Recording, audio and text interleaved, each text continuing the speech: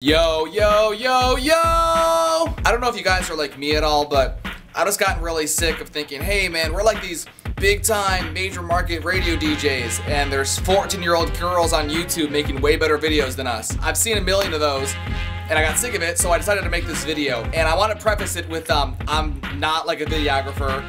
I'm not a photographer, I'm not an art major, I'm not trying to be like a smart-ass know-it-all. I've just watched like a crap ton of YouTube videos and stolen a lot of ideas. So this is the Radio DJ's Guide to Making Videos. First things first, you're not gonna get any good quality video. And by the way, this whole thing is more about like picture and image quality than it is about content. I'll let you guys figure out your own content. This is more about just capturing good footage. The first thing you gotta start with is like a decent camera. Don't use a cell phone. If the only thing you have is a cell phone, let me get mine out here. If that's all you have to use, at least turn it sideways and shoot video horizontally in widescreen the way it's supposed to be. This just screams rookie, I'm a grandma, I've never used the phone, I don't know how cameras work and I'm an idiot. So if you have to use a cell phone, you absolutely have to, it's your last resort, at least turn it sideways and make sure you try to get everything in focus and all that stuff. You can Google or YouTube how to use your camera's phone or whatever. If you're gonna get a camera, get a DSLR, which I don't know what that stands for. I just know that DSLR means a camera with a detachable lens that you can interchange with the lens it comes with or different lenses. Like for this video, I'm using a Canon T1i. It's a Canon Rebel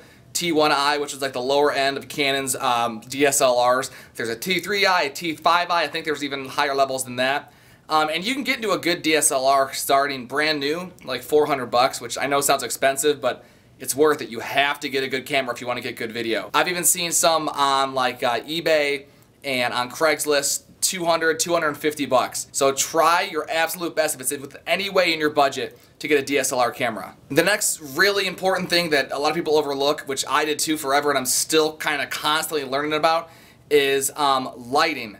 You have to have a lot of light. Like in here, I'm just at my cubicle upstairs in my desk in my office in Seattle, and these are just fluorescent office lights. But I'm trying to sit below and behind one so it kind of falls on my face, not so it's like so dark up here. I'm trying to do the best with what I have. I don't have any kind of portable lights, but you can use anything from like construction lights to, just fluorescent bulbs that you attach to a lamp that points at your face. The more light you have, the better. And if you have a DSLR, what it'll do, it'll lower what's called the ISO, which I think it's like the amount of light it lets in, and it'll compensate for that. So don't worry about being, oh, it's going to be so bright, I'm going to be all whited out and you're not going to be able to see my face. You will, because your camera will compensate for that. And the reason it'll do that is because you white balance the camera so the camera knows what actual white is in the scene. Like if you've seen videos where things look really red or orange or like really blue, that's because people didn't white balance their camera. And I'm not going to tell you how to do it. It's really simple. You take a picture of something white, a piece of paper, and then tell your camera to use that as the white source. It makes everything look 1,000 times better. Also on the lighting tip before we move on to like some other stuff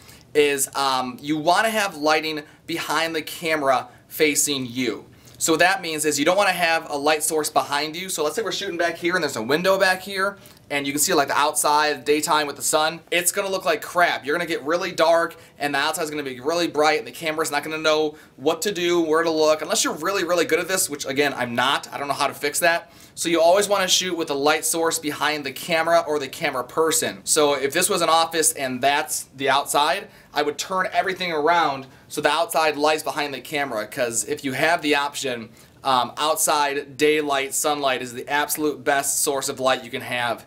Even like here in Seattle, it's always foggy and gloomy here in the winter. It's still better to be outside in the middle of the day when it's cloudy than it is to be inside with office lights. It'll always look better, it'll look more natural, and that's your best option. The most important thing that I've learned is always to have the light source behind the camera or behind the camera person. You never want to have lights or a light source behind you because it'll screw everything up. Also, this goes without saying, always make sure everything is in focus. Most cameras have an autofocus button, looks like a star on the Canon cameras, or you can just basically grab the lens manually and until your subject is in focus. Throughout this video, you'll kind of see where I say one thing, and then I cut and say another thing, and then I cut and say another thing. That's called jump cuts, which is something they do on YouTube. All these YouTubers and bloggers and vloggers do it now. It's just a much faster way to get from one thing to the next. People's attention spans are shorter than ever. So you don't want to spend time having this stupid transition where the screen drags from one side to the other, and it drags from here, and it does this thing. It always looks really stupid. So I try to keep transitions to an absolute minimum just because I think it looks dumb. If I do one, usually it's a fade from black or a fade to white or a fade from one image to the next. I always try to stay away from those kind of,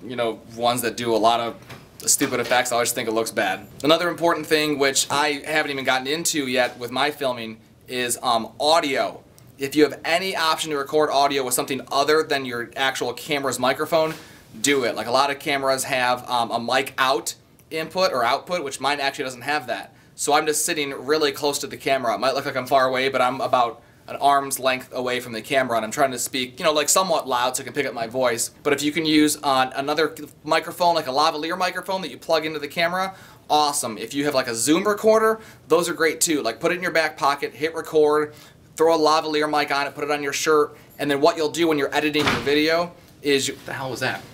What you'll do is you will line up your video with your audio together, and it'll sound like professional quality audio because you've recorded it with a Zoom recorder. Another cool trick too, what I do, any stuff in studio, is just record it into the Vox Pro or Instant Replay. And again, just export it, put it into your video editing program, line up the video with the audio, and it'll sound 1,000 times better. One thing I like to keep really simple in my videos is the titles, and I guess this is open to, you know, whatever your input or creativity is, but I always look at it like, if you look at like Apple commercials or Nike, always just really clean, usually white letters, kind of thin. I just think it looks sexier than big, clunky, hey, we're at the circus with these giant-ass balloon letters, and it looks stupid. It just kind of screams like Windows Movie Maker to me. You want to make sure, too, when you put your video, like I always put mine on YouTube and, you know, like the station Facebook and everywhere else, but when you put them on YouTube, give them a good title. Don't title it like Video 4 or 12345.mp4, whatever it is. Give it a good video. Like if you're interviewing Justin Bieber, call it Justin Bieber interview station name or something like that, because when people are searching on YouTube, your video will pop up. So make sure you give it a really self-explanatory, easy name, and then do a lot of tags as well. So when people are searching YouTube, your video pops up. I get asked constantly too what I'm actually using to edit this video. I'm using PowerDirector 12, which is a software that I bought. It's like I think it's like $100. It might be a little less now. They just released PowerDirector 13, which is